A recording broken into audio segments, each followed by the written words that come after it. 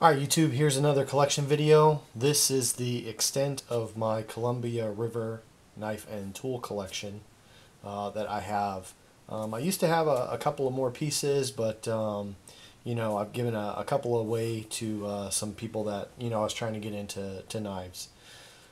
So that's it, those four knives. Let's just go ahead and get started. I'm sure some of you are pretty familiar with a lot of these. You can get the CRKTs in a multitude of places, Walmart, for example, or, all the online retailers, knife stores, pretty ubiquitous. They're a lower cost knife, they're made for mass production, so they're available. But yeah, so this is the K.I.S. by Ed Halligan. So, different sayings for that acronym. Keep it simple, Sarge. Keep it simple, stupid. I'm sure you guys know some other ones. Pretty simple construction, but it works. You can see it is a chisel grind there. Simple little hex screw there for the stop pin on both sides. So, not a bad little piece. Alright, next up, this is an older model. You don't really see this around. If you search the forums, you can actually find where they talk about this CRKT Navajo. This is in the combination edge. Steel handles, liner lock. Look how thin that liner is.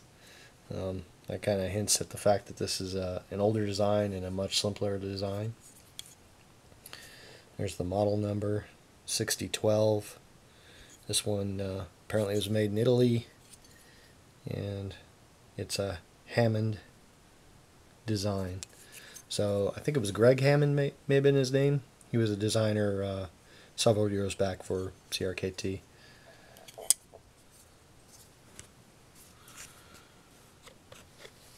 This is the CRKT M1, and specifically the M1-13 Kilo Greg Lightfoot design. It's got a flipper. Thumb studs are usable, and they're also the stop pin on this particular model.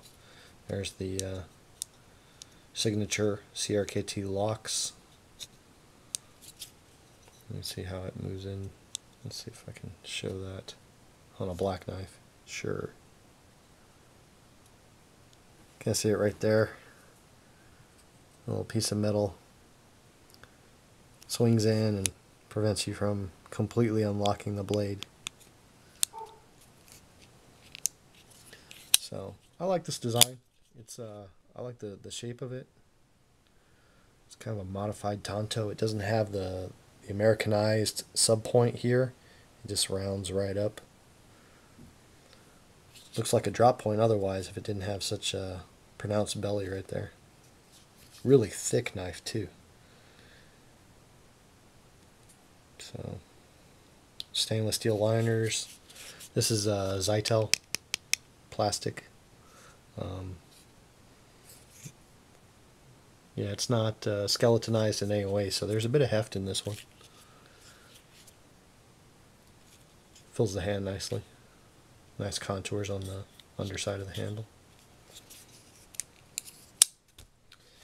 Last but not least, the CRKT M16, and this is a big dog model, -14T for titanium. Carson flipper model, of course. These are titanium scales on here. Big old tanto. That one you do see the sub point on there. Interestingly, is it's got quite a bit of grind on it. This is kind of I think this is hollow here, and then we've got the flat swedge on top.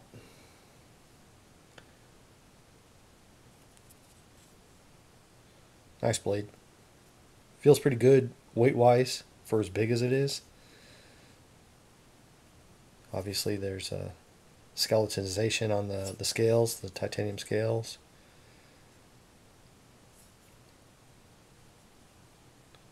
one-way clip. Oops.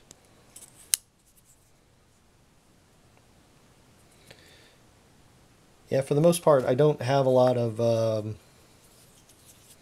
CRKTs in my collection just because I seem to move on. They were available when I first started out. They were available for sale where I was. I lived overseas a couple of different times, and so it was easy to get the CRKTs, but some of the models just weren't always, you know, something I was interested in. You know, not really a robust knife, at least not to today's standards, as we've got all these beefcakes running around. But still, overall, really a good company if you're starting out with knives. You know, you almost always have a CRKT. Like I said at the beginning of the video, it's just easy accessibility. The costs are relatively minimal considering where some of us go with our collections afterwards. So, yep. There it is. CRKT. Later.